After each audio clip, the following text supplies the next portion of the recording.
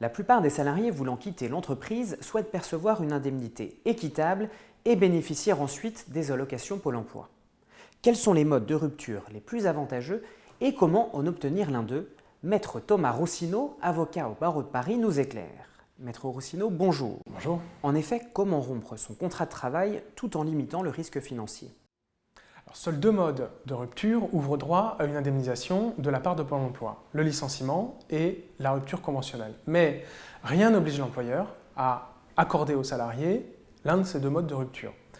En plus, si ces modes de rupture ouvrent droit à une indemnisation de la part de Pôle emploi, ils n'ouvrent pas droit automatiquement, ils ne confèrent pas aux salariés une indemnisation confortable de la part de l'employeur. C'est-à-dire que pour le licenciement, le salarié perçoit au minimum l'indemnité de licenciement, alors légale ou conventionnelle, mais l'indemnité légale, elle est égale à 1/5 de mois par année d'ancienneté. Donc il perçoit cette indemnité et il perçoit l'indemnité de préavis.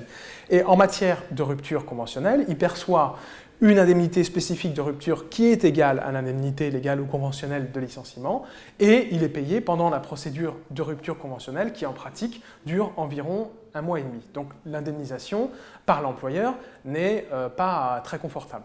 Alors comment obtenir un de ces modes de rupture avantageux et tout en bénéficiant d'une indemnisation confortable? Alors, la stratégie, entre guillemets, enfin les arguments plutôt, ça va être de convaincre l'employeur qu'il a un risque au niveau du conseil de prud'homme. C'est-à-dire que si le salarié saisit le conseil de prud'homme, et ensuite il va négocier l'indemnité en conséquence. Alors un risque, pour justement faire prendre conscience à l'employeur du fait qu'il a un risque, il faut que, par exemple, il lui démontre le caractère abusif du licenciement qui serait projeté par l'employeur. Ça peut être la réalisation d'heures supplémentaires, ça peut être une modification du contrat de travail qui n'est pas acceptée imposée aux salariés, ça peut être des faits de harcèlement moral.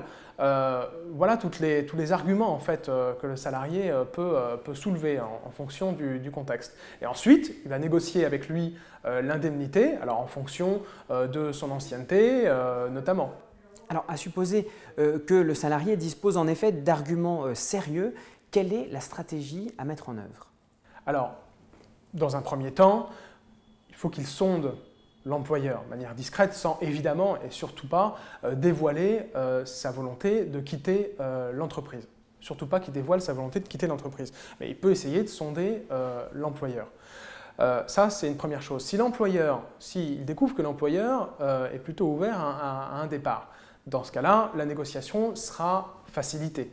Mais si l'employeur ne souhaite pas particulièrement que le salarié quitte l'entreprise, à ce moment-là, il est conseillé de prendre conseil auprès d'un avocat pour justement qu'il étudie le dossier et voit s'il y a des leviers possibles, des manquements de l'employeur de nature à engager une éventuelle action devant le conseil de prud'homme et du coup faire prendre conscience à l'employeur des risques en lui faisant connaître par un courrier par exemple, un simple courrier, en lui faisant connaître ses manquements et en négociant ensuite une indemnité.